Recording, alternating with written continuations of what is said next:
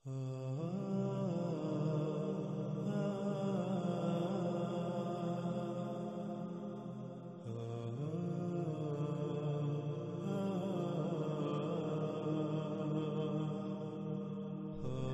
گزشتہ ایک ساتھ میں یہ بات بالکل کھل کر واضح ہو چکی کہ یاجوج اور ماجوج کون ہیں۔ قرآن میں جب صرف یاجوج اور ماجوج کے الفاظ آئیں تو سوال یہ پیدا ہوتا ہے کہ یاجوج اور ماجوج کون ہیں؟ تو اللہ سبحانہ و تعالیٰ نے ساتھ ہی سوال کا جواب بھی دے دیا کہ یاجوج اور ماجوج کون ہیں۔ اِنَّا یاجوج و ماجوج مفسدون فی الارض، اس میں کچھ شک نہیں یاجوج تھے اور ماجوج تھے وہ جو زمین میں فساد کر رہے تھے۔ اس میں کچھ شک نہیں وہ ہیں یاجوج اور ماجوج جو زمین میں فساد کر رہے ہیں۔ ماضی میں جو لوگ زمین میں فساد کرتے رہے اللہ سبحانہ و تعالیٰ نے انہیں یاجوج اور ماجوج قرار دیا، اور جو لوگ اس قرآن کے نزول کے بعد الساعۃ کے قیام کے قریب زمین میں فساد کریں گے وہ ہیں یاجوج اور ماجوج۔ آپ گزشتہ ایک ساتھ میں یہ بات بھی بالکل کھل کر جان چکے کہ اس قرآن میں اللہ سبحانہ و تعالیٰ نے اس قرآن کو احسن الحدیث کہا۔ اللہ نزل احسن الحدیث، یعنی یہ قرآن اپنے نزول سے لے کر الساعۃ کے قیام تک کی احسن تاریخ ہے، ایسی بہترین تاریخ کہ اس سے بہتر تاریخ کوئی اور ہو ہی نہیں سکتی۔ اور اس قرآن میں اللہ سبحانہ و تعالی نے مسئلوں سے تاریخ بیان کی۔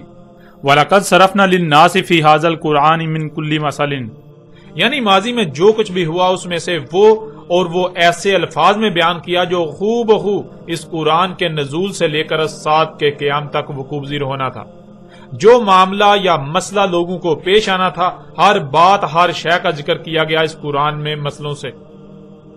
آپ دیکھتے ہیں کہ قرآن میں ان لوگوں کا ذکر ملتا ہے جو اس قرآن کے نزول سے پہلے گزر چکے، جیسے کہ قوم نوح، قوم عاد، قوم سمود، قوم لوط، اخوان لوط، قوم شعیب، آل فرعون اور امت بنی اسرائیل وغیرہ۔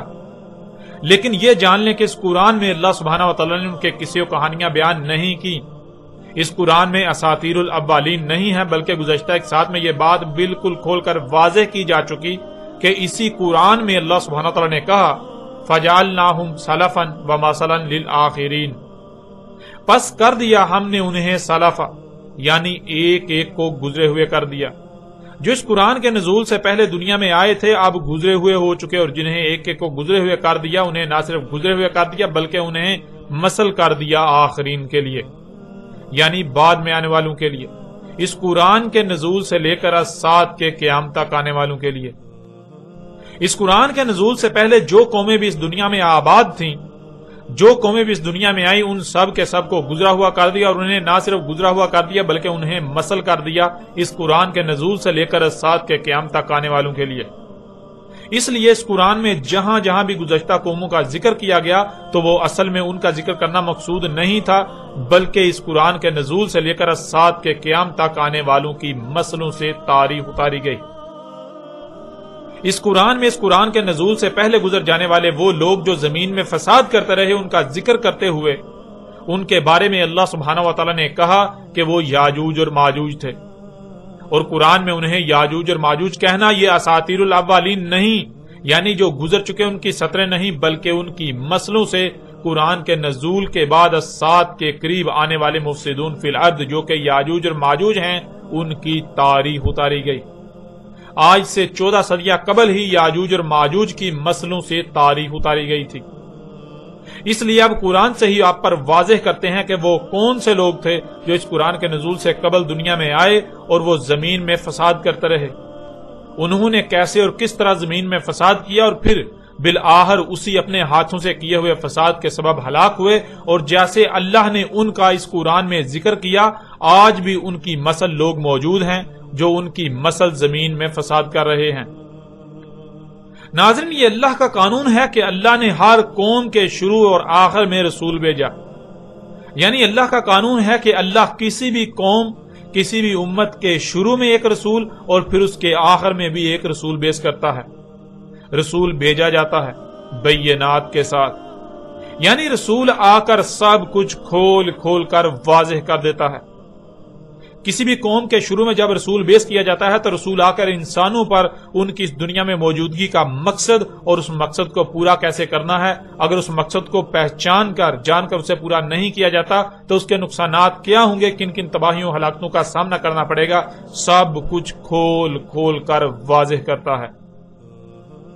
جب آپ زمین و آسمانوں میں غور کریں تو آپ کو زمین و آسمانوں میں کوئی ایک بھی شے ایسی نہیں ملے گی جس کی تخلیق کا کوئی نہ کوئی مقصد نہ ہو، کوئی ایک بھی مخلوق ایسی نہیں ملے گی جو بغیر مقصد خلق کی گئی ہو اور پھر وہ اس مقصد کو پورا نہ کر رہی ہو، سوائے حضرت انسان کے۔ انسان واحد ایسی مخلوق ہے جسے دنیا میں آنے کا مقصد کیا ہے اس کا علم ہونا تو دور، بلکہ اسے خود اپنی ہی ذات کا علم نہیں کہ وہ کون ہے۔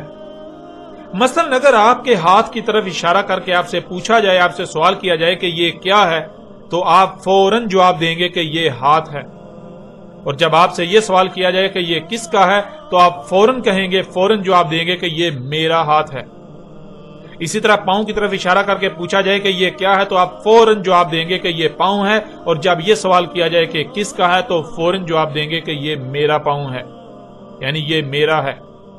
اسی طرح بتدریج آپ کے جسم کے تمام اعضاء کے بارے میں سوال کرتے کرتے آپ کے پورے جسم کی طرف اشارہ کیا جائے اور آپ سے پوچھا جائے کہ یہ کیا ہے تو آپ جواب دیں گے یہ جسم ہے، اور پھر جب آپ سے یہ سوال کیا جائے کہ یہ کس کا ہے، یعنی یہ جسم کس کا ہے، تو آپ اس کا جواب دیں گے کہ یہ جسم میرا ہے، یہ میرا ہے۔ آپ اس جسم کو بالکل ایسے ہی میرا کہیں گے جیسے آپ کے پاس کوئی بکری، کوئی جانور یا کوئی شے جو آپ کی ملکیت ہو تو اس کے بارے میں پوچھا جائے کہ یہ کس کی ہے تو آپ کہیں گے یہ میری ہے، یعنی اس شے کو آپ اپنا وجود نہیں قرار دے رہے، آپ اس شے کو اپنا وجود نہیں کہہ رہے، آپ اس شے کو اپنا آپ نہیں کہہ رہے، آپ یہ نہیں کہہ رہے کہ یہ میں ہوں، بلکہ آپ کہتے ہیں کہ یہ میری ہے، آپ اس کی ملکیت کا دعویٰ کر رہے ہیں۔ آپ الگ ہیں اور وہ شے الگ ہے، بالکل ایسے ہی جب آپ کے جسم کے بارے میں آپ سے پوچھا گیا کہ یہ کس کا ہے تو آپ نے کہا، آپ نے جواب دیا کہ یہ میرا ہے، جس کا مطلب بالکل واضح ہے کہ یہ جسم آپ نہیں ہیں بلکہ آپ کوئی اور ہیں۔ آپ اس جسم کی ملکیت کا دعویٰ کر رہے ہیں، بالکل ایسے ہی جیسے آپ نے اس بکری، جانور یا اس شے کے بارے میں دعویٰ کیا کہ یہ میری شے ہے، یہ جسم آپ نہیں ہیں۔ اور اگر اس قدر حق واضح ہو جانے کے باوجود بھی کوئی یہ کہتا ہے، کوئی یہ کہے کہ یہ جسم ہی میں ہوں، تو پھر سوال یہ پیدا ہوتا ہے کہ اس جسم سے پہلے تم کیا تھے، کون تھے، کہاں تھے؟ اور جب یہ جسم میں میرا کرنا چھوڑ دیتا ہے، یعنی اس کی موت ہو جاتی ہے، تو تب تم کہاں جاتے ہو؟ وہ کہاں چلا جاتا ہے جو میں میرا کہہ رہا ہوتا ہے؟ وہ کون ہے؟ جب بھی کسی سے یہ سوال کیا جائے کہ اب بتاؤ کہ تم کون ہو، وہ کون ہے جو اس جسم کو میرا کہہ رہا ہے، تو شاید ہی کسی کے پاس اس سوال کا جواب ہو، کیونکہ اس سے پہلے تک تقریباً ہر انسان اسی 5 سے 6 فٹ کے جسم کو اپنا آپ ہی سمجھتا رہا اور اپنی ہی ذات کو بھولا رہا۔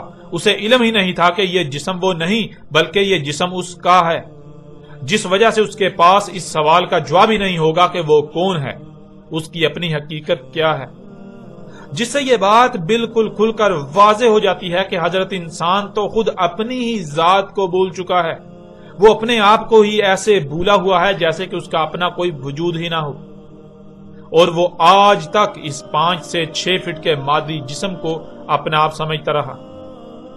ناظرین، یہ معنی ہے عربی کے لفظ انسان کے۔ انسان کے معنی ہیں جو اپنی ہی ذات کو پورے کا پورا بھولا ہوا ہے۔ اب جسے اپنی ہی ذات کا علم نہیں، بلا اسے یہ کیسے علم ہو سکتا ہے کہ اس مادی بشری جسم کے ساتھ اس دنیا میں وہ کیا لینے آیا، کیا کرنے آیا، اس کی تخلیق کا مقصد کیا ہے؟ یوں انسان کو جب اس مقصد کا ہی علم نہیں تو وہ اس مقصد کو پورا کیسے کر پائے گا؟ وہ اس مقصد کو پورا ہی نہیں کر پائے گا۔ اسی حقیقت کو رسول آ کر واضح کرتا ہے کہ دیکھو، زمین و آسمانوں میں کوئی ایک بھی مخلوق ایسی نہیں جو بے مقصد خلق کی گئی ہو۔ زمین و آسمانوں میں جو کچھ بھی ہے اس کی تخلیق کا کوئی نہ کوئی مقصد ضرور ہے، اور اس مقصد کو پورا کرنے کے لیے ہر مخلوق کا اپنا اپنا مقام ہے۔ جب تک تمام کی تمام مخلوقات اپنے اپنے مقام پر رہتے ہوئے اپنی اپنی ذمہ داری کو پورا کریں گی، تب ہی وہ مقصد پورا ہوگا جس مقصد کے لیے انہیں خلق کیا گیا۔ زمین و آسمانوں کی مثال بالکل تمہارے جسم کی سی ہے۔ زمینوں آسمانوں کی مثال بالکل ایک مشین کی سی ہے. جیسے تمہارا جسم لا تعداد مخلوقات کا مجموعہ ہے، بہت سے اعضاء ہیں جن کا آپس میں گہرا ربط ہے، ہر عضو اور ہر عضو میں تمام کی تمام مخلوقات کا اپنا اپنا مقام و ذمہ داری ہے، جسے پورا کرنے کے لیے ان کی ضروریات ہیں، اور ان کی ضروریات بھی الگ الگ ہیں، ان کی مقدار اور معیار بھی الگ الگ ہے. جب تک ان کی ضروریات کا معیار اور مقدار ٹھیک رہے گی، وہ اپنے اپنے مقام پر رہتے ہوئے اپنی اپنی ذمہ داری کو پورا کر پائیں گی، جس سے جسم ایک بہترین میزان یعنی توازن قائم ہے اور قائم رہے گا. اور اگر جسم میں کوئی ایک بھی مخلوق اپنے مقام سے ہٹ جاتی ہے، اپنی ذمہ داری کو پورا نہیں کرتی یا سستی اور لاپرواہی کرتی ہے، تو جسم میں قائم توازن بگڑ جائے گا، جس سے جسم میں خرابیاں اور بالآخر جسم ایک بڑی تباہی یعنی موت سے دوچار ہو جائے گا، بیکار ہو جائے گا. بالکل یہی مثال زمین و آسمانوں کی ہے. اس حقیقت کے کھلنے پر جب انسان زمین و آسمانوں میں غور و فکر کرتا ہے تو وہ دیکھتا ہے کہ سوائے اس کے یعنی سوائے انسان کے تمام کی تمام مخلوقات نہ ہی اپنے مقام سے ہٹتی ہیں اور نہ ہی وہ کسی قسم کی کمی کجی یا کوتاہی کرتی ہیں. یہ واحد انسان ہے جس کو نہ تو اپنی تخلیق کے مقصد کا علم ہے اور نہ ہی اس مقصد کو پورا کرنے کا علم. اور یہ واحد انسان ہی ہے جو دن رات لا علمی میں ایسے ایسے عمال کر رہا ہے، ایسے ایسے کرتوت کر رہا ہے کہ جس سے نہ صرف اپنے مقام سے ہٹا ہوا ہے بلکہ باقی مخلوقات کو بھی زبردستی ان کے مقامات سے ہٹا رہا ہے، یا زمین و آسمانوں میں تبدیلیوں کا باعث بن رہا ہے، جس سے لامحالہ زمین و آسمانوں میں قائم توازن بگڑ کر زمین و آسمانوں میں تباہیاں آئیں گی جو زمین و آسمانوں کو تباہ و برباد کر کے رکھ دیں گی، جن کا ذمہ دار یہ حضرت انسان ہوگا. اور ان سے بچنے کا واحد ایک ہی حل ہے کہ یا تو اپنی حقیقت کو جان لیا جائے، اپنے آپ کو یاد کر لیا جائے، اپنی ہی حقیقت کو یاد کر لیا جائے، اپنے آپ کو پہچان لیا جائے، یا پھر کم از کم یہ واضح ہو جائے کہ اس کی تخلیق کا مقصد کیا ہے، اسے اس دنیا میں کیوں بھیجا گیا. یوں انسان دو گروہوں میں تقسیم ہو جاتے ہیں. ایک وہ جن کا مقصد یہ بن جاتا ہے کہ وہ اپنی ذات کو پہچانیں، اپنی ذات کو یاد کریں، اپنے آپ کو یاد کریں کہ وہ کون ہیں، کیا ہیں، ان کا اول و آخر کیا ہے، ان کی حقیقت کیا ہے. یوں باقی تمام تر راز و حقائق خود بخود واضح ہو جائیں گے. اور دوسرے وہ جن کا مقصد یہ بن جاتا ہے کہ ان پر کسی بھی صورت حق واضح ہو جائے، ان کی تخلیق کا مقصد کیا ہے، انہیں اس دنیا میں کیوں بھیجا گیا اور اس مقصد کو پورا کیسے کرنا ہے. یوں رسول دونوں طرح کے انسانوں سمیت ہر ایک پر حق بالکل کھول کھول کر واضح کرتا ہے. ناظرین، کسی بھی شے کی تخلیق کا مقصد کیا ہے، اسے جاننے کا سب سے بہترین اور آسان ترین ذریعہ یہ ہے کہ اس شے میں جان کر دیکھا جائے کہ اس میں کیا کیا صلاحیتیں پائی جاتی ہیں. کسی بھی شے میں پائی جانے والی صلاحیتیں ہی اس شے کے مقصد وجود کو واضح کرتی ہیں، اس شے کے مقصد تخلیق کو واضح کرتی ہیں. مثلا آپ دیکھتے ہیں کہ کتا اور بکری دونوں ہی جانور ہیں، دونوں ہی مادے سے وجود میں آئے، لیکن آپ جو کام کتے سے لیتے ہیں یا کتے سے لے سکتے ہیں وہی کام آپ بکری سے نہیں لے سکتے. یعنی اگر آپ کو کہا جائے کہ آپ بکری کو اپنے مال کی رکھوالی کے لیے رکھیں تو کیا ایسا ممکن ہے؟ کیا بکری مال کی رکھوالی کر پائے گی؟ نہیں، بالکل نہیں. اب آپ غور کریں کہ کیوں؟ آخر وہ کیا وجہ ہے کہ جو کام آپ کتے سے لے رہے ہیں وہ بکری سے کیوں نہیں لیا جا سکتا، وہ کتے سے ہی کیوں لیا جا سکتا ہے؟ تو ناظرین، جواب بالکل واضح ہے کہ اس کام کے کرنے کے لیے جو صلاحیتیں درکار ہیں وہ صلاحیتیں کتے میں پائی جاتی ہیں، نہ کہ بکری میں. اگر وہی صلاحیتیں اور خصوصیات بکری میں پائی جائیں تو بکری سے وہی کام لیا جا سکتا ہے، اور اگر وہ صلاحیتیں کتے میں نہ ہوں تو کتے سے وہ کام نہیں لیا جا سکتا. جس سے یہ بات بالکل کھل کر واضح ہو جاتی ہے کہ مال کی رکھوالی کے لیے کتے کا ہونا شرط نہیں ہے، کتے کا ہونا لازم نہیں ہے، بلکہ صلاحیتوں کا ہونا لازم ہے، صلاحیتوں کا ہونا شرط ہے. جس میں وہ صلاحیتیں پائی جائیں گی اس سے وہ کام لیا جائے گا. کسی بھی شے میں موجود صلاحیتیں اس کے مقصد وجود، اس کے مقصد تخلیق کو واضح کر دیتی ہیں. ایسے ہی اگر آپ کو پیاس لگتی ہے تو کیا آپ آگ سے پیاس بجھا سکتے ہیں، یا پھر صرف اور صرف اس شے سے پیاس بجھا سکتے ہیں جس میں پیاس بجھانے کی صلاحیتیں موجود ہوں؟ جیسے کھانا پکانے کے لیے آگ کا ہونا لازم نہیں بلکہ حرارت کا ہونا شرط ہے، جس شے میں بھی ایسی صلاحیتیں پائی جائیں اس سے کھانا پکایا جا سکتا ہے. اگر آگ میں وہ صلاحیتیں نہ پائی جائیں تو اس سے کھانا نہیں پکایا جائے گا، نہ ہی کھانا پکایا جا سکتا ہے. کھانا پکانے کا مقصد اس سے پورا نہیں کیا جا سکتا، بلکہ کھانا پکانے کا مقصد صرف اور صرف وہی شے پورا کر سکتی ہے جس میں وہ صلاحیتیں موجود ہوں. یعنی ناظرین، آپ کسی بھی قسم کی کوئی مثال سامنے رکھ لیجئے تو آپ پر یہ بات بالکل کھل کر واضح ہو جائے گی کہ کسی بھی شے کا مقصد تخلیق کیا ہے، مقصد وجود کیا ہے. اسے جاننے کا سب سے آسان اور بہترین ذریعہ یہ ہے کہ اس شے میں پائی جانے والی صلاحیتوں کو جان لیا جائے. جب اس شے میں پائی جانے والی صلاحیتوں کو جان لیا جائے گا تو وہ صلاحیتیں خود بخود اس شے کے مقصد تخلیق کو واضح کر دیں گی. زمین و آسمانوں میں ہر شے کو نہ صرف اس کے مقصد تخلیق کا علم ہے بلکہ وہ اپنے اپنے مقام پر رہتے ہوئے اپنے اپنے مقصد کو پورا بھی کر رہی ہیں، سوائے حضرت انسان کے.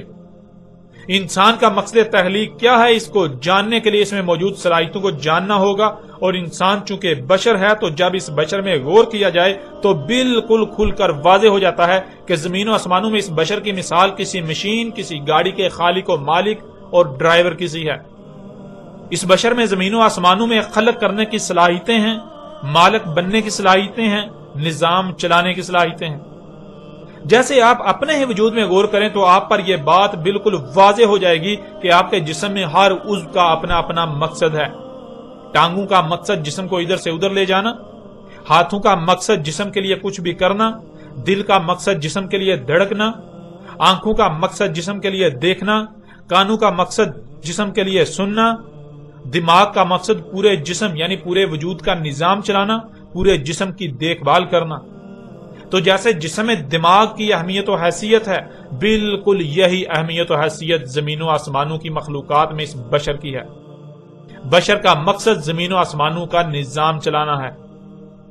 اب جب کہ یہ بات بالکل واضح ہو چکی کہ انسان میں زمین و آسمانوں کا نظام چلانے کی صلاحیتیں ہیں، خالق و مالک بننے کی صلاحیتیں ہیں، تو پھر اس میں کوئی شک نہیں رہتا کہ اس کا مقصد تخلیق زمین و آسمانوں کی دیکھ بھال کرنا تھا، ان کا نظام چلانا تھا. زمین و آسمانوں میں کسی بھی قسم کی کوئی تبدیلی نہ ہو، ان میں کہیں بھی کوئی چھیڑ چھاڑ نہ کر سکے. زمین و آسمانوں میں ہر شے کو اس کے مقام پر ہی رہنے دینا، ان کی حفاظت کرنا تھا.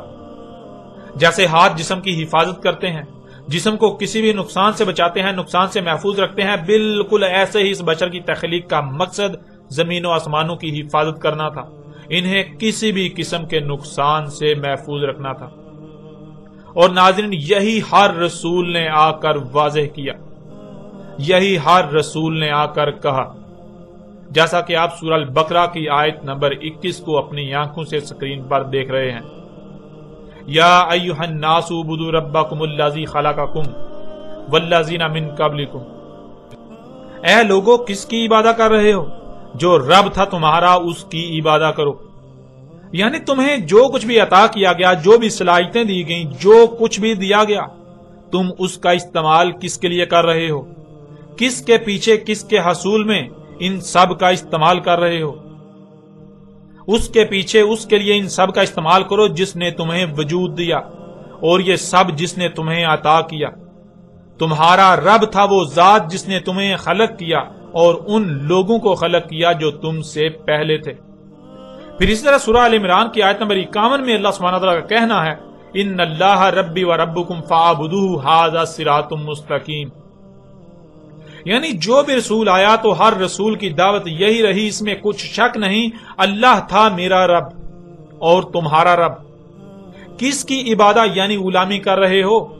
پس اسی کی عبادت کرو، اسی کی غلامی کرو. یہ ہے صراط المستقیم، یعنی یہ ہے وہ لائن جسے قائم کرنے کے لیے تمہیں دنیا میں لایا گیا، تمہیں وجود دیا گیا. سورہ المائدہ کی آیت نمبر 72 میں ہے کہ یہی عیسیٰ ابن مریم علیہ السلام نے بنی اسرائیل کو کہا، وقال المسیح یا بنی اسرائیل اعبدوا اللہ ربی و ربکم. اور کہا تھا المسیح نے یعنی عیسیٰ ابن مریم نے، اے بنی اسرائیل، کس کی عبادت کر رہے ہو؟ کس کے عبد بنے ہوئے ہو؟ اللہ تھا جس کی عبادت کرنی ہے، جس کا عبد بننا ہے. اللہ وہ تھا جو میرا رب ہے اور تمہارا رب. اس طرح سورہ الاعراف کی آیت نمبر 59 میں ہے کہ یہی نوح علیہ السلام نے اپنی قوم سے کہا لَقَدْ أَرْسَلْنَا نُوحًا إِلَىٰ قَوْمِهِ فَقَالَ يَا قَوْمِ اعْبُدُوا اللَّهَ مَا لَكُم مِّنْ إِلَٰهٍ غَيْرُهُ تحقیق کے بھیجا ہم نے نوح کو اس کی قوم کی طرف، پس کہا تھا نوح نے اے میری قوم کس کی عبادت کر رہے ہو، کس کے عبد بنے ہوئے ہو؟ اللہ تھا جس کی عبادت کرنی ہے، جس کا عبد بننا ہے، نہیں ہے تمہارے لیے جتنے بھی الہ ہیں ان میں سے اس کے علاوہ کوئی الہ۔ یعنی تمہیں جو کچھ بھی دیا گیا، ذہانت ہو، مال ہو، اولاد ہو، یا جو کچھ بھی ہو، جو کچھ بھی تمہیں دیا گیا تو دیکھو یہ سب تمہیں کس نے دیا؟ کیا فطرت نے ہی تمہیں وجود نہیں دیا؟ فطرت ہی وہ ذات نہیں جس نے تمہیں یہ سب عطا کیا؟ فطرت نے ہی تم میں یہ سب صلاحیتیں نہیں رکھی؟ تو پھر ان سب کا استعمال کیا ہے، کس مقصد کے لیے، کس کے پیچھے ان سب کا استعمال کرنا ہے، اس کا فیصلہ کرنے کا اختیار اور حق کس کو ہونا چاہیے؟ یہ حق کس کا ہے؟ کیا اس کے علاوہ کوئی بھی ایسا ہے جس کی بات مان کر جس کے کہے کے مطابق ان سب کا استعمال کیا جائے؟ نہیں، بالکل نہیں۔ جب یہ سب اسی ذات نے عطا کیا تو پھر ظاہر ہے اس نے یہ سب جس مقصد کے لیے عطا کیا اسی کو علم ہے، اور اسی کے فیصلے پر عمل کرتے ہوئے ان سب کا استعمال کرو۔ سورہ الاعراف کی آیت نمبر 65 میں ہے کہ یہی ہود علیہ السلام نے قوم عاد سے کہا وَإِلَىٰ عَادٍ أَخَاهُمْ هُودًا قَالَ يَا قَوْمِ اعْبُدُوا اللَّهَ مَا لَكُم مِّنْ إِلَٰهٍ غَيْرُهُ۔ سورہ الاعراف کی آیت نمبر 73 میں ہے کہ یہی صالح علیہ السلام نے قوم سمود سے کہا وَإِلَىٰ ثَمُودَ أَخَاهُمْ صَالِحًا قَالَ يَا قَوْمِ اعْبُدُوا اللَّهَ مَا لَكُم مِّنْ إِلَٰهٍ غَيْرُهُ۔ سورہ الاعراف کی آیت نمبر 85 میں ہے کہ یہی شعیب علیہ السلام نے قوم مدین سے کہا وَإِلَىٰ مَدْيَنَ أَخَاهُمْ شُعَيْبًا قَالَ يَا قَوْمِ اعْبُدُوا اللَّهَ مَا لَكُم مِّنْ إِلَٰهٍ غَيْرُهُ۔ اور سورہ نحل کی آیت نمبر 36 میں ہے کہ اللہ سبحانہ و تعالیٰ نے ہر امت میں جو بھی رسول بھیجا تو ایک ایک رسول کی یہی دعوت تھی وَلَقَدْ بَعَثْنَا فِي كُلِّ أُمَّةٍ رَسُولًا أَنِ اعْبُدُوا اللَّهَ وَاجْتَنِبُوا الطَّاغُوتَ۔ اور تحقیق کے بیس کیا، یعنی لوگوں میں سے ہی ایک بشر کو کھڑا کیا ہم نے ہر امت میں رسول کہ کس کی عبادت کر رہے ہو، یعنی جو کچھ بھی تمہیں عطا کیا گیا وہ کس کے لیے، کس کے پیچھے استعمال کر رہے ہو، کس کے حصول کے لیے استعمال کر رہے ہو؟ اللہ تھا جس نے تمہیں یہ سب عطا کیا اور اسی کے لیے اس کے کہے کے مطابق ان سب کا استعمال کرو، اور بچو ہر اس شے سے جس کے پیچھے ان میں سے کسی بھی صلاحیت یا جو بھی تمہیں عطا کیا گیا استعمال کرنا اس سے یعنی اللہ سے بغاوت ہے۔ سورہ نحل کی آیت نمبر 36 میں اللہ سبحانہ تعالیٰ کا کہنا ہے کہ ہر امت میں جو بھی رسول بیس کیا اس نے اپنی قوم کو یہی کہا ان اعبدوا اللہ، کہ اللہ ہی کی عبادت کرو، اور یہ اللہ نے خود اس قرآن میں بھی کہا جیسا کہ سورہ یاسین کی آیت نمبر 61 آپ کو سکرین پر نظر آ رہی ہے وَأَنِعْبُدُونِي هَٰذَا صِرَاطٌ مُسْتَقِيمٌ۔ سورہ یاسین کی آیت نمبر 61 میں اللہ سبحانہ وتعالیٰ کا کہنا ہے کہ کس کی عبادت یعنی غلامی کر رہے ہو، صرف اور صرف میری ہی غلامی کرنی ہے، اس لیے میری ہی غلامی کرو، یہ ہے صراط المستقیم، یعنی یہ ہے وہ لائن جسے قائم کرنے کے لیے تمہیں دنیا میں لایا گیا، تمہیں وجود دیا گیا۔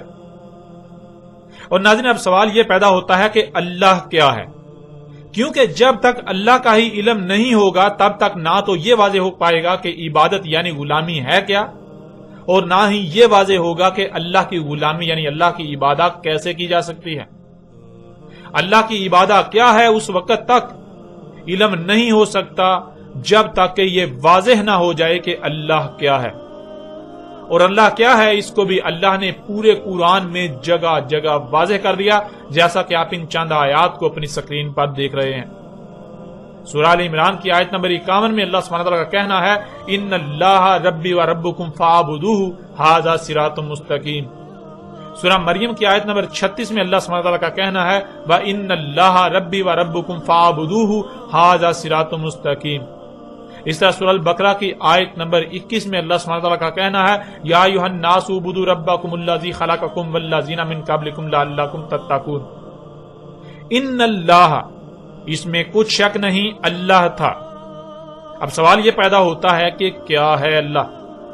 تو آگے اسی سوال کا جواب ہے کہ اللہ کیا ہے؟ ربی و ربکم، وہ ہے اللہ جو میرا رب ہے اور تمہارا رب، یعنی جس نے مجھے اور تمہیں وجود دیا اور کسی نہ کسی مقصد کے لیے وجود دیا، تمام تر ضروریات کو وجود میں لا کر فراہم کر رہا ہے۔ تو ذرا غور کرو وہ کون سی ذات ہے جس نے آپ کو وجود دیا، جس نے تمہیں وجود دیا، اور نہ صرف آپ کو یعنی تمہیں وجود دیا بلکہ آپ کی تمام تر ضروریات کو بھی وجود میں لا رہا ہے۔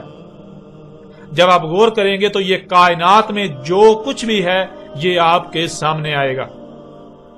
زمین و آسمانوں میں کل کائنات میں جو کچھ بھی ہے یہی بطور رب سامنے آئے گا، اور پھر دیکھیں یہی اللہ سبحانہ تعالیٰ نے سورہ زخرف میں بھی بالکل واضح الفاظ میں بیان کر دیا، ان اللہ ہوا ربی و ربکم فاعبدوہ ھذا صراط مستقیم۔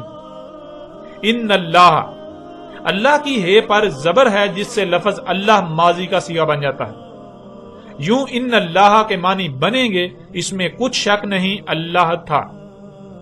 اس وقت دنیا میں موجود انسانوں سے خطاب کرتے ہوئے اللہ کہہ رہا ہے، قرآن کہہ رہا ہے کہ اس میں کچھ شک نہیں اللہ تھا، یعنی تم جسے اللہ کہہ رہے ہو، جسے اللہ سمجھ رہے ہو، تمہیں جو اللہ بتایا گیا ایسا کوئی اللہ وجود ہی نہیں رکھتا، بلکہ جو اصل میں اللہ ہے تم نے اس کو اللہ تھا کیا ہوا ہے۔ تو ناظرین اب سوال یہ پیدا ہوتا ہے کہ کیا تھا اللہ جو کہ انسانوں نے اللہ کو تھا کیا ہوا ہے؟ انہیں علم ہی نہیں کہ اللہ کیا ہے، جسے یہ اللہ کہہ رہے ہیں وہ اللہ ہے ہی نہیں۔ تو آگے اسی سوال کا جواب بھی دے دیا گیا، ہوا یہ دو الفاظ کا مجموعہ ہے۔ پہلا لفظ گول والی ہے اور دوسرا لفظ واو۔ گول والی ہے کسی بھی شے کی طرف اشارہ کرنے کے لیے استعمال ہوتی ہے، اور ہے پر پیش کے استعمال سے یہ حال کا صیغہ بن جاتا ہے، جس کے معنی بنتے ہیں کسی ایسی شے کی طرف اشارہ کیا جا رہا ہے جو موجود ہے۔ اب جب آپ اپنے ارد گرد دیکھیں کہ کیا موجود ہے تو بہت کچھ نظر آئے گا۔ تو جو بھی نظر آئے سوال یہ پیدا ہوتا ہے کہ کیا یہ اللہ ہے؟ تو آگے اسی کا جواب بھی ہے واو۔ واو کے معنی ہیں اور واو پر زبر کے استعمال سے یہ ماضی کا صیغہ بن جاتا ہے۔ یوں ہوا کے معنی بنتے ہیں کہ جو کچھ بھی موجود ہے اس کی طرف اشارہ کرتے جائیں، اس کا ذکر کرتے جائیں، یہاں تک کہ واو یعنی اور ماضی کا قصہ نہیں بن جاتا، واو ماضی کا صیغہ نہیں بن جاتا۔ مثلا جب آپ دیکھیں کہ کیا ہے جو موجود ہے تو درخت نظر آئیں گے، تو سوال یہ پیدا ہوتا ہے کہ کیا بس درخت ہی موجود ہیں، ان کے علاوہ اور کچھ نہیں؟ تو جواب ہے کہ نہیں، اور بھی ہے۔ تو سوال یہ پیدا ہوتا ہے کہ کیا ہے اور پہاڑ بھی ہیں۔ اسی طرح اور کرتے جائیں، پہاڑ اور سمندر اور زمین اور چاند اور سورج اور نظام شمسی اور کہکشاں، اسی طرح اور کرتے جائیں تو جہاں اور ختم ہو جائے اور یعنی واو ماضی کا صیغہ بن جائے تو جو سامنے آئے گا وہ ذات ہے اللہ۔ بالکل ایسے ہی جیسے آپ کے جسم کے اعضاء کو اور کرتے جائیں، جب اور ختم ہو جائے گا اور ماضی کا صیغہ بن جائے گا تو پورے کا پورا وجود سامنے آ جائے گا، جسے عمران یا کوئی بھی نام دیا جائے گا۔ یہ ہے عمران۔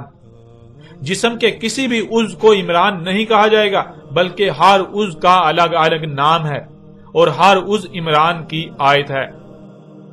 ربی و ربکم، یہ ہوا ہی ہے جو رب ہے میرا اور رب ہے تمہارا۔ اور ناظرین پہلے ہی یہ بات بالکل کھل کر واضح ہو چکی کہ رب تو یہی ذات سامنے آتی ہے جو موجود ہے۔ جو کچھ بھی نظر آ رہا ہے، جو کچھ بھی نظر آ رہا ہے یہ اللہ ہی کا وجود نظر آ رہا ہے، اس کے علاوہ تو کوئی دوسرا ہے ہی نہیں۔ فاعبدوہ، کس کے عبد بنے ہوئے ہو پس وہی ہے اسی کے عبد بنو، یعنی کس کی عبادت کر رہے ہو پس اسی کی عبادت کرو۔ اب ناظرین سوال یہ پیدا ہوتا ہے کہ عبادت کسے کہتے ہیں، عبادت کے معنی کیا ہے؟ عبادت جسے اردو میں عبادت لکھا اور پڑھا جاتا ہے اس کے معنی کیا ہیں؟ یعنی کسی کا عبد بننا کیا ہے، عبادت کسے کہتے ہیں، عبادت کیا ہے اور لفظ عبادت کے معنی کیا ہیں؟ ناظرین انسانوں کی اکثریت لفظ عبادت کو اردو کا لفظ سمجھتی ہے، لیکن یہ لفظ اردو کا نہیں بلکہ عربی کا ہے، اور عربی میں اسے یوں لکھا جاتا ہے عبادہ، اور جب عربی لہجے میں اس لفظ کو پڑھا جاتا ہے تو تیز ساکت ہو کر ہے کی آواز میں بدل جاتی ہے، یعنی اسے عبادہ پڑھا یا بولا جائے گا۔ عربی کا لفظ عبادہ جب اردو میں شامل ہوا تو اسے عربی کی بجائے اردو لہجے میں تے کے ساتھ بولا گیا اور بولا جاتا ہے، یعنی عبادت۔ اب آتے ہیں اس لفظ کے معنی کی طرف۔ ناظرین، سب سے پہلے ایک مثال آپ کے سامنے رکھتے ہیں تاکہ آپ پر بات ہر لحاظ سے کھل کر واضح ہو جائے۔ مثلا آپ تصور کریں کہ آپ میں وہ تمام تر اور احسن صلاحیتیں موجود ہیں جو ایک انتہائی پیچیدہ ترین مشین بنانے کے لیے ضروری ہوں، یعنی آپ شروع سے لے کر آخر تک مشین کے مکمل ہونے تک ایک ہی ایسی ذات ہیں کہ جس نے وہ مشین تیار کی اور پھر صرف اور صرف آپ ہی میں اس مشین کو احسن طریقے سے چلانے کی صلاحیتیں ہیں، اور آپ کے علاوہ کوئی بھی دوسری ایسی ذات نہیں جس میں وہ صلاحیتیں ہوں جو آپ میں ہیں۔ اور پھر مشین ایسی ہے کہ اگر رائے برابر بھی عمل خلاف ہدایات کیا جائے گا تو اس میں خرابیاں ہو جائیں گی اور بالآخر تباہ ہو جائے گی۔ آپ نے مشین مکمل کر لی اور اسے چلانے کے لیے آپ نے ارادہ کیا کہ کسی دوسرے کو مشین پر معمور کیا جائے، کسی دوسرے کو مشین پر نائب بنا دیا جائے، جس کے لیے آپ کسی کو لے کر آتے ہیں۔ اب یہاں سوال یہ پیدا ہوتا ہے کہ کیا آپ فوراً مشین اور اس کا سارا انتظام اس کے حوالے کر دیں گے جس کو آپ لے کر آئے، جس کے پاس اس کے بارے میں کوئی علم نہیں، جو بالکل نیا ہے؟ اس کے باوجود کہ آپ کے علاوہ کوئی دوسرا اس مشین کے بارے میں الف بے تک بھی نہیں جانتا اور نہ ہی کسی میں اس مشین کو چلانے اور اس کا انتظام سنبھالنے کی صلاحیت ہے؟ تو ناظرین، جواب بالکل واضح ہے کہ نہیں، بالکل نہیں۔ آپ فوراً مشین اور اس کا انتظام اس کے حوالے نہیں کریں گے، بلکہ آپ سب سے پہلے وہ صلاحیتیں اسے عطا کریں گے جو اس مشین کو چلانے کے لیے حاصل ہونا ضروری ہیں، جو کہ لامحدود نہیں بلکہ محدود ہوں گی اس مشین کے انتظام چلانے کی حد تک۔ یوں آپ اس کو وہ تمام صلاحیتیں دیتے ہیں جو اس مشین کو چلانے، اس کا انتظام سنبھالنے کے لیے ضروری ہیں۔ اب ناظرین، سوال یہ پیدا ہوتا ہے کہ اگر آپ نے اسے یہ تمام صلاحیتیں عطا کی تو کیوں؟ کیا ان صلاحیتوں کے عطا کرنے کا کوئی مقصد نہیں ہوگا؟ نہیں، بلکہ آپ نے اسے وہ محدود صلاحیتیں خاص مقصد کے لیے دیں تاکہ وہ ان صلاحیتوں سے اس مقصد کو پورا کرے جس مقصد کے لیے وہ صلاحیتیں اسے دی گئیں، اور اس پر فرض ہے کہ وہ ان صلاحیتوں کو صرف اور صرف اسی مقصد کے لیے استعمال کرے جس مقصد کے لیے اسے وہ صلاحیتیں دی گئیں، کیونکہ اگر وہ ان صلاحیتوں کا رائے برابر بھی اپنی مرضی کے مطابق استعمال کرے گا تو مشین میں خرابیاں اور بالآخر تباہ ہو جائے گی۔ مالک نے جو صلاحیتیں دی ان صلاحیتوں کا خالص اسی مقصد کے لیے استعمال کرنا جس مقصد کے لیے مالک نے عطا کی، یہ عربی میں عبادہ یا عبادت کہلاتا ہے، اور اردو میں اسے غلامی، جسے اردو میں بھی زیادہ تر عبادت کہا اور لکھا جاتا ہے۔ اللہ سبحانہ و تعالی جو کہ آپ کا رب ہے، اور رب کون ہے یہ بالکل واضح ہو چکا کہ ایک ہی ذات ہے۔ اللہ کی ذات اور ہر طرف اسی کا وجود نظر آ رہا ہے۔ اللہ نے انسان کو جتنی بھی نعمتیں دیں، جو بھی صلاحیتیں دیں، جو کچھ بھی عطا کیا، ایک تو وہ محدود ہیں اور دوسرا یہ کہ ان سب کے عطا کرنے کا کوئی نہ کوئی مقصد ضرور ہے۔ جیسے ہمارے ہاتھ، پاؤں، آنکھیں، کان، ناک سمیت جتنے بھی جسم کے اعضاء ہیں، پھر ہمارے کھانے کے لیے، ہماری ضروریات کو پورا کرنے کے لیے جو کچھ بھی ہمیں خلق کر کے عطا کیا، عطا کر رہا ہے، خواہ وہ سانس لینے کے لیے آکسیجن ہی کیوں نہ ہو، ہمارے سوچنے سمجھنے، غور و فکر کرنے، تدبر و تفکر کرنے، کچھ بھی کرنے کی صلاحیتیں، مال و دولت یا اولاد ہی کیوں نہ ہو، یہ سب کچھ محدود اور کسی نہ کسی مقصد کے لیے عطا کیا۔ اگر ہم ان تمام نعمتوں اور صلاحیتوں کو خالص اسی مقصد کے لیے استعمال کرتے ہیں جس مقصد کے لیے اللہ نے عطا کی، اور رائے برابر بھی اپنی مرضی، اپنی خواہشات کی تکمیل کے لیے استعمال نہیں کرتے، تو یہ اللہ کی عبادت کہلائے گی، جسے اردو میں غلامی یا عبادت کہتے ہیں اور فارسی میں بندگی کہا جاتا ہے۔ یہ اللہ کی عبادت، اللہ کی غلامی، اللہ کی بندگی ہوگی۔ اور اگر ان نعمتوں، ان صلاحیتوں یا جو کچھ بھی اللہ نے عطا کیا اللہ کے واضح کردہ مقصد کے علاوہ کسی اور مقصد کے لیے استعمال کریں گے تو وہ اسی شے کی عبادت کہلائے گی، جس کے پیچھے اور جس کے لیے، جس کے حصول کے لیے، جس کی خاطر ان نعمتوں اور صلاحیتوں کا استعمال کریں گے۔ اگر آپ اپنی ان صلاحیتوں جن میں ذہانت بھی ہے، اس ذہانت کو مال و دولت اور دنیاوی مال و متاع کے حصول کے لیے استعمال کرتے ہیں تو وہ اسی کی عبادت کر رہے ہیں۔ کوئی شخص ایسا کر رہا ہے تو وہ اسی کی عبادت کر رہا ہے جس کے پیچھے وہ اپنی ان صلاحیتوں کا استعمال کر رہا ہے، جس کے حصول کے لیے، جس کے پیچھے ان صلاحیتوں کا استعمال کر رہا ہے، اور ایسا انسان اس شے کا عبد کہلائے گا، یعنی غلام کہلائے گا۔ اور جس کے پیچھے اس نے ان صلاحیتوں ان نعمتوں کا استعمال کیا وہ شے وہ ذات اس کا الہ کہلائے گی۔ الہ اسے کہتے ہیں جس کے پیچھے ان نعمتوں اور صلاحیتوں وغیرہ کا استعمال کرنا، اور ایسا کرنے والا اس الہ کا عبد کہلاتا ہے۔ اور ناظرین، بہت ہی سوچے سمجھے منصوبے کے تحت عبادت کو پوجا پاٹ اور پرستش میں بدل دیا گیا۔ پوجا پاٹ اور پرستش وغیرہ بے مقصد ہوتی ہے، جس کی جاتی ہے وہ خود محتاج ہوتا ہے۔ اللہ کی ذات محتاج نہیں ہے، اللہ محتاج نہیں ہے، اللہ غنی ہے، اسے کسی قسم کی کوئی حاجت نہیں ہے۔ اگر وہ انسانوں کو کوئی حکم دیتا ہے تو اس میں ان کا اپنا ہی فائدہ یا اپنا ہی نقصان پنہاں ہوتا ہے۔ اللہ سبحان ہے، یعنی اللہ اسے پاک ہے، وہ کوئی ایسا حکم دے جو بے مقصد ہو۔ جب تک یہ علم نہ ہوگا کہ اللہ نے یہ تمام نعمتیں اور صلاحیتیں کس مقصد کے لیے عطا کی تو ان کا اس مقصد کے لیے استعمال کیسے کیا جا سکتا ہے؟ اور جب کہ سب کے سب انسان دن رات ان کا استعمال کر رہے ہیں تو پھر یہ سوچنا اور غور و فکر کرنا چاہیے کہ کیوں خود ہی کو دھوکہ دیا جا رہا ہے اور نہ جانے دن رات کتنے الہوں کی عبادت میں مصروف ہیں۔ ان اللہ ہوا ربی و ربکم فاعبدوہ ھذا صراط مستقیم۔ اس میں کچھ شک نہیں، اللہ تھا۔ اب سوال یہ پیدا ہوتا ہے کون تھا اللہ؟ اللہ یہ نہیں ہے جسے تم اللہ کہہ رہے ہو، جسے تم اللہ سمجھ رہے ہو، جسے تم اللہ بنائے ہوئے ہو، بلکہ یہ تو تمہارے اپنے خود ساختہ اللہ کے نام پر گڑے ہوئے عقائد و نظریات ہیں۔ تم اپنے عقائد و نظریات کو اللہ کہہ رہے ہو جن کا اللہ کے ساتھ کوئی تعلق نہیں۔ جسے تم اللہ کہتے ہو، جو نقشہ تم نے اللہ کے بارے میں اپنے دماغوں میں گڑ رکھا ہے وہ محض تمہارے دماغوں کی اختراع ہے، اس کا حق کے ساتھ کوئی تعلق نہیں۔ اللہ کو تو تم نے تھا کیا ہوا ہے، اور اللہ کیا ہے آگے اسی سوال کا جواب بھی اللہ سبحانہ تعالیٰ نے دے دیا۔ ہوا ہے اللہ، یعنی جو کچھ بھی موجود ہے اور کرتے جاؤ یہاں تک کہ اور ختم ہو کر ماضی کا صیغہ بن جائے تو جو ذات سامنے آئے گی وہ ہے اللہ۔ یہی وہ ذات ہے ربی و ربکم، میرا رب اور تمہارا رب۔ یعنی غور کرو، کیا تمہیں اسی نے وجود نہیں دیا؟ اور پھر دیکھو تمہاری ضروریات کیا ہیں، تمہارے سانس لینے کے لیے آکسیجن، پینے کے لیے پانی، کھانے کے لیے گوشت سمیت طرح طرح کے پھل سبزیاں فروٹ وغیرہ، تمہاری سواری کی ضرورت کو پورا کرنے کے لیے گدھے گھوڑے خچر، رہنے کے لیے زمین، اور جو کچھ بھی تمہاری ضروریات ہیں۔ ذرا غور کرو ان کو کون ہے جو وجود میں لا رہا ہے؟ کیا وہی ذات ان سب کو وجود میں نہیں لا رہی جو ہر طرف نظر آ رہی ہے، جنہیں تم مخلوقات کا نام دیتے ہو؟ جب اسی نے وجود دیا اور یہی ذات تمہاری تمام تر ضروریات کو وجود میں لا رہی ہے تو پھر رب کون ہوا؟ اس کے علاوہ رب کون ہوا؟ اور ذرا غور کرو، یہی ذات نہیں، یہی فطرت نہیں جس نے تم میں صلاحیتیں رکھی، تمہیں تمام تر صلاحیتیں دی؟ جب اسی نے تم میں صلاحیتیں رکھی تو اس نے جو کچھ بھی تمہیں عطا کیا وہ کس مقصد کے لیے عطا کیا؟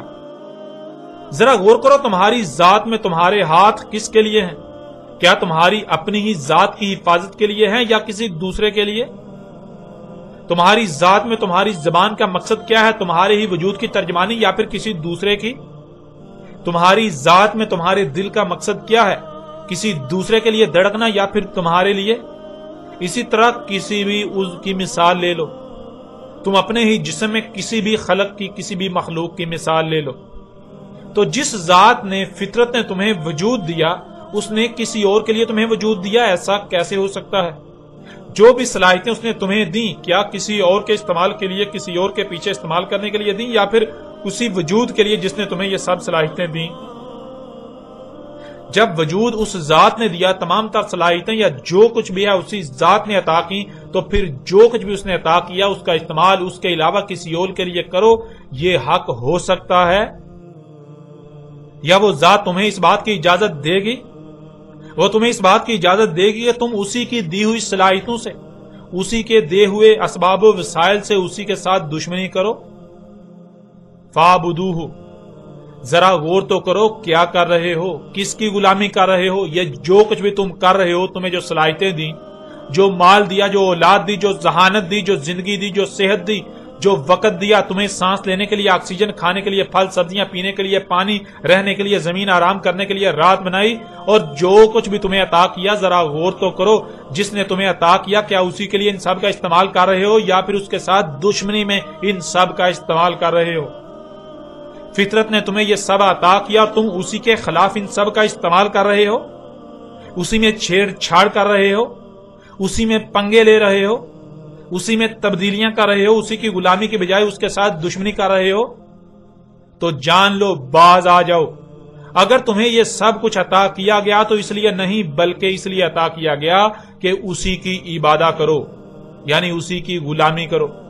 جو کچھ بھی تمہیں عطا کیا گیا اسی کے لیے، اسی کی دیکھ بھال کے لیے استعمال کرو، کوئی اس کے ساتھ دشمنی نہ کر پائے۔ زمینوں آسمانوں میں اور جو کچھ بھی ان میں ہے ان میں کوئی رد و بدل نہ کرے، ان میں چھیڑ چھاڑ نہ کرے، فطرت میں تبدیلیاں نہ کرے، مخلوقات کو ان کے مقامات سے نہ ہٹائے، اس مقصد کے لیے استعمال کرو۔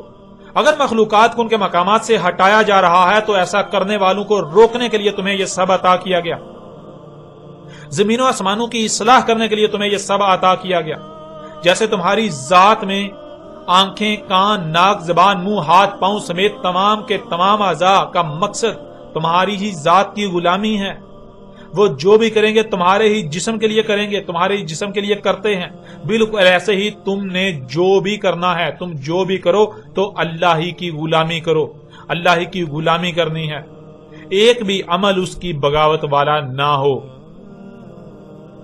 ناظرین، اللہ کیا ہے اس پر یہاں موضوع کے مطابق مختصراً بات کی گئی۔ اللہ کیا ہے اس پر پوری تفصیل کے ساتھ ہر پہلو سے الگ نشست میں اسی موضوع کے تحت بات کی جائے گی، جسے ضرور سنیں تاکہ آپ پر ہر بات بالکل کھل کر واضح ہو جائے۔ اللہ سبحانہ و تعالی نے یہ بات بالکل کھول کر واضح کر دی کہ ہر رسول نے یہی دعوت دی، ہر رسول نے آ کر یہی دعوت دی، ہر رسول نے آ کر زمین و آسمانوں اور جو کچھ بھی ان میں ہے ان کے بارے میں حق کھول کھول کر واضح کیا کہ ان کی تخلیق کیسی کی گئی۔ زمین و آسمانوں کی مثال بالکل تمہارے جسم یا ایک مشین کی سی ہے، اور یہی وجہ ہے کہ ہر رسول کو ساحر کہا گیا۔ ساحر سحر سے ہے، اور سحر کہتے ہیں مخلوقات پر دسترس پانے، مخلوقات کو کنٹرول کرنے کے علم یا صلاحیتوں کو، اور ساحر کہتے ہیں اس شخص کو جس کے پاس ایسا علم یا صلاحیتیں ہوتی ہیں جن سے مخلوقات پر دسترس پائی جا سکے، ان پر کنٹرول پایا جا سکے، انہیں اپنے ماتحت کیا جا سکے، اور وہ اس علم کو مخلوقات کو مسخر کرنے، ان پر دسترس پانے، ان کو کنٹرول کرنے کے لیے استعمال کرے۔ موجودہ دور میں اس علم کو سائنس، اور جن کے پاس یہ علم یا صلاحیتیں موجود ہیں انہیں سائنسدان کہا جاتا ہے۔ اردو میں سائنسدان، انگلش میں سائنٹسٹ، اور عربی میں اس قرآن میں اللہ سبحانہ تعالیٰ نے لفظ ساحر کا استعمال کیا۔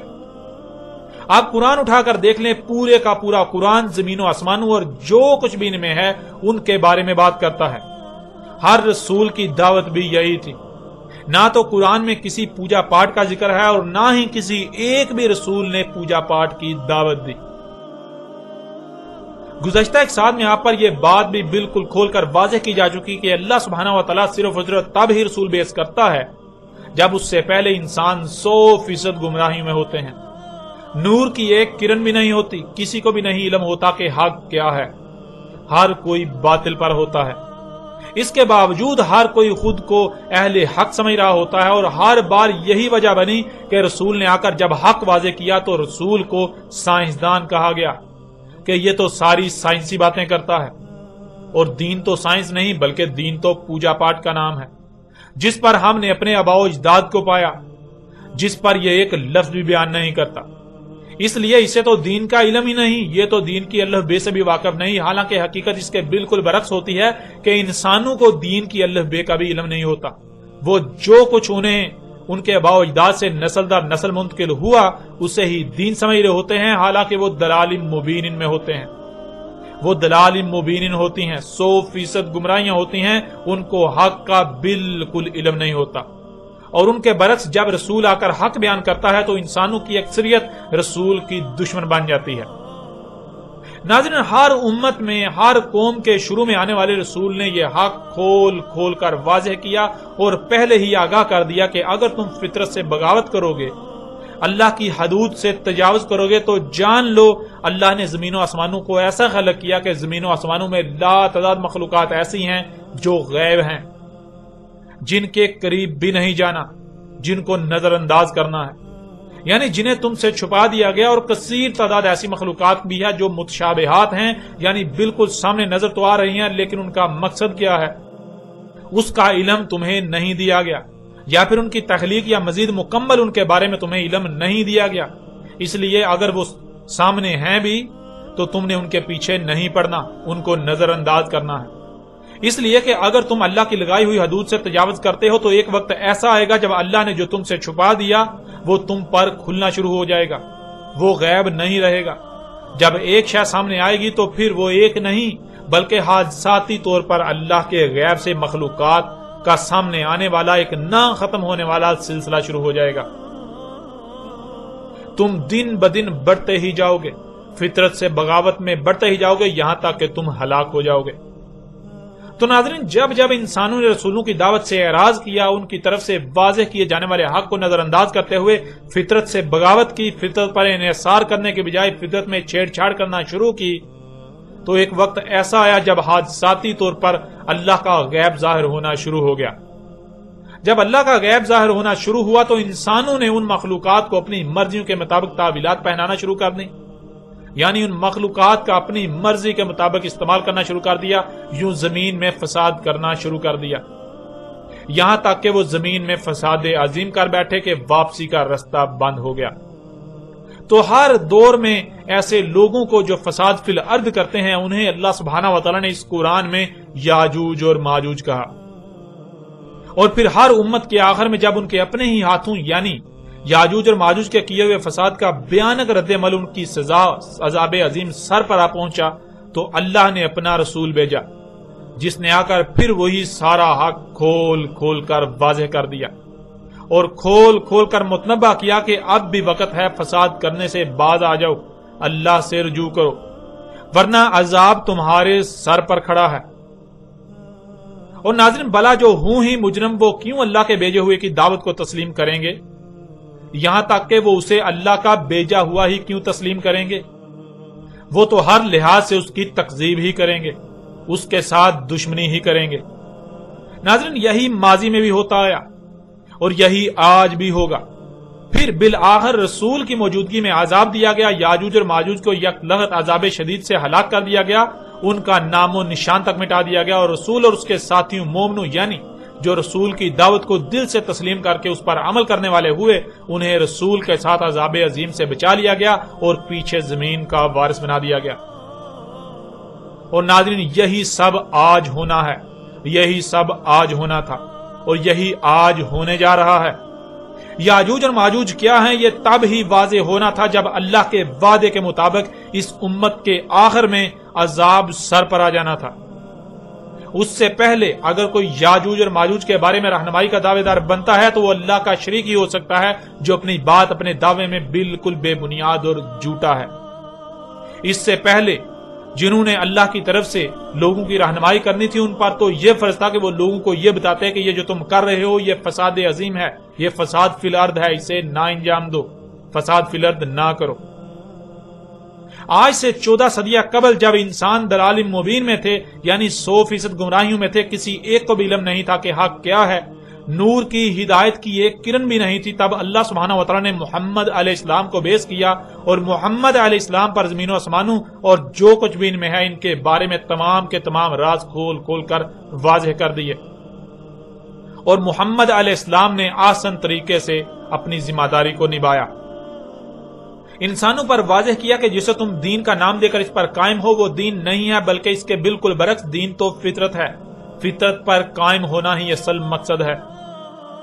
محمد علیہ السلام پر یہ سب واضح ہو چکا تھا کہ آج جب انسانوں کو دین کا علم ہی نہیں، ان کو علم ہی نہیں کہ حق کیا ہے، وہ پوجا پاٹ کو جو کچھ بھی آباء و اجداد سے نسل در نسل چلا رہا ہے اسے ہی دین سمجھے ہوئے ہیں، تو پھر اصل دین سے تو یہ بالکل لا علم ہے۔ یہ دین کو الگ اور دنیا کو الگ قرار دے کر زیادہ سے زیادہ حصول کے لالچ میں فطرت میں چھیڑ چھاڑ شروع کر چکے ہیں۔ اگر انہیں آج نہ روکا گیا تو ان قریب اللہ کے غیب کا سلسلہ کھل جائے گا، حادثاتی طور پر وہ مخلوقات، وہ سلسلہ سامنے آ جائے گا، آنا شروع ہو جائے گا جو اللہ نے چھپا دیا تھا، جسے نظر انداز کرنا تھا، شجرہ ملونا، وہ سلسلہ جس کو نظر انداز کرنا تھا، اور انسان اس کے پیچھے اس کی اتباع میں اللہ کے غیر کی مخلوقات کو اپنی منمانی اور خواہشات کی اتباع میں استعمال کریں گے، ان کو اپنی مرضی کے مطابق استعمال کریں گے، تو آہستہ آہستہ زمین و آسمانوں میں سب کچھ درہم برہم ہو جائے گا۔ اس لیے محمد علیہ السلام نے اس وقت لوگوں کو پہلے تو دعوت دی، اور جب دعوت دے چکے تو جو قوت میسر آئی اس کے ساتھ انسانوں کو فطرت میں مداخلت کرنے سے روکنے کے لیے میدان میں کود پڑے، اور قوت کے ساتھ انہیں فطرت کو تبدیل کرنے سے روک دیا، اور یہ بات بھی واضح کر دی کہ جب تک لوگ فطرت پر قائم رہیں گے نہ تو یاجوج اور ماجوج کا کوئی تصور ہوگا اور نہ ہی دجال کا، تب تک اسات سمیت اسات کی کوئی ایک بھی شرط ظاہر نہیں ہوگی۔ لیکن جیسے ہی فطرت سے بغاوت کی جائے گی، فطرت پر انحصار کرنا ترک کر دیا جائے گا، تو ایسا کرنے والے یاجوج اور ماجوج ہوں گے۔ یعنی جب زمین میں فساد شروع ہو جائے گا تو ایسا کرنے والے یاجوج اور ماجوج ہوں گے، جیسے ایسے وقت گزرتا جائے گا تو یاجوج اور ماجوج یعنی زمین میں فساد کرنے والوں کی بھی تعداد بڑھتی چلی جائے گی، زمین میں کثرت ہوتی چلی جائے گی، یہاں تک کہ ایک وقت آئے گا جب پوری زمین ایسے لوگوں سے بھر جائے گی۔ یاجوج اور ماجوج مفسدون فی الارض سے زمین بھر جائے گی، جو زمین و آسمانوں میں سب کچھ درہم برہم کر دیں گے، زمین و آسمانوں میں تمام مخلوقات کو ان کے مقامات سے ہٹا دیں گے، اور پھر نتیجتاً تباہیاں آئیں گی، اور انسانوں سمیت زمین و آسمانوں کی تمام مخلوقات ان تباہیوں کی زد میں آئیں گی۔ ناظرین، اب آپ غور کریں کہ کیا آج دنیا میں انسان اللہ کی غلامی کر رہے ہیں؟ جس ذات نے انہیں وجود دیا اور جو کچھ بھی انہیں عطا کیا، جو صلاحیتیں دیں، کیا ان سب کا استعمال اسی ذات یعنی فطرت کے لیے کر رہے ہیں؟ فطرت کو محفوظ کرنے کے لیے کر رہے ہیں، یا پھر الٹا ان کا استعمال اللہ کی دشمنی میں کر رہے ہیں، فطرت سے بغاوت کر رہے ہیں؟ جب آپ غور کریں گے تو غور کرنے کی ضرورت ہی نہیں، پوری دنیا میں ہر طرف ہر انسان اللہ کا دشمن بنا ہوا ہے، اللہ کی آیات کی تکذیب کرنے میں نظر آئے گا۔ زمین و آسمانوں میں جو کچھ بھی ہے یہ سب کی سب اللہ کی آیات ہیں، یعنی اگر ان میں سے کسی میں بھی غور کیا جائے گا، ان کی گہرائی میں جایا جائے گا تو اللہ سامنے آئے گا۔ زمین و آسمانوں میں جو کچھ بھی ہے یہ اللہ کی آیات ہیں، یہ اللہ ہی کا وجود نظر آ رہا ہے، لیکن آج کوئی بھی انہیں اللہ کی آیات ماننے کو تیار ہی نہیں۔ ہر کوئی یہی کہتا ہے کہ زمین و آسمانوں میں جو کچھ بھی ہے یہ مخلوقات ہیں اور یہ ہمارے ہی لیے ہیں، اس لیے ہم ان کے ساتھ جو جی چاہے کریں اور کر رہے ہیں۔ کسی کو علم ہی نہیں کہ یہ اللہ ہی کا وجود ہے، یہ اللہ کی آیات ہیں، یہ اللہ کے ساتھ چھیڑ چھاڑ کر رہے ہیں، یہ اللہ کے ساتھ دشمنی کر رہے ہیں۔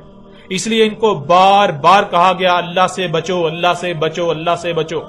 یہ تم چھوٹی چھوٹی پریشانیوں سے بچنے کے لیے، ملامتوں سے بچنے کے لیے اللہ کے ساتھ پنگے لے رہے ہو، اللہ کے ساتھ چھیڑ چھاڑ کر اللہ کے ساتھ دشمنی کر رہے ہو، تو ان ملامتوں، چھوٹی چھوٹی دنیاوی مصیبتوں، پریشانیوں سے بچنے کے لیے اللہ کے ساتھ دشمنی نہ کرو، بلکہ اللہ سے بچو۔ جو اللہ ہے اسے یہ اللہ ماننے کو تیار ہی نہیں، اور جو ان کے دماغوں کی اختراع ہے جس کا حق کے ساتھ کوئی تعلق ہی نہیں، اسے اللہ قرار دے رہے ہیں، اور پھر نتیجہ آپ کے سامنے ہے۔ جب اللہ کو اللہ ماننا ہی نہیں، اللہ کی آیات کو اللہ کی آیات ماننا ہی نہیں، تو ظاہر ہے یہ لوگ جو چاہیں گے کریں گے، اپنی خواہشات کو ہی حق کا نام دے کر ان کی اتباع کریں گے، اور بالکل بے فکر ہو کر کریں گے، کیونکہ یہ تو یہی سمجھ رہے ہیں کہ ہم کون سا اللہ کے ساتھ دشمنی کر رہے ہیں، اللہ کے ساتھ چھیڑ چھاڑ کر رہے ہیں، بلکہ ہم تو مخلوقات کو چھیڑ چھاڑ رہے ہیں، ہم تو مخلوقات میں چھیڑ چھاڑ کر رہے ہیں، لیکن حقیقت کیا ہے اس کا انہیں علم ہی نہیں۔ اور اگر بتا بھی دیا جاتا ہے، ہر لحاظ سے کھول کھول کر حق واضح بھی کر دیا جاتا ہے، تو ماننے کو تیار ہی نہیں، کیونکہ یہ لوگ اپنے آباء و اجداد کو چھوڑنے پر تیار ہی نہیں۔ یہی سب گزشتہ ہلاک شدہ اقوام نے کیا، اور آج دنیا کے انسان جس مقام پر پہنچ چکے ہیں، بالکل ایسے ہی اسی مقام پر وہ قومیں بھی پہنچی تھیں جو ان سے پہلے اس زمین پر آباد تھیں، جن کی مسلوں سے اس قرآن میں آج ان موجودہ لوگوں کی تاریخ بیان کی گئی، جن پر اب تفصیل کے ساتھ بات کریں گے، اور بالکل کھول کر واضح کرتے ہیں کہ اللہ سبحانہ و تعالی نے کس طرح مسلوں سے آج کی تاریخ اتاری تھی، قرآن میں یاجوج اور ماجوج پر ہر پہلو سے بات کی تھی۔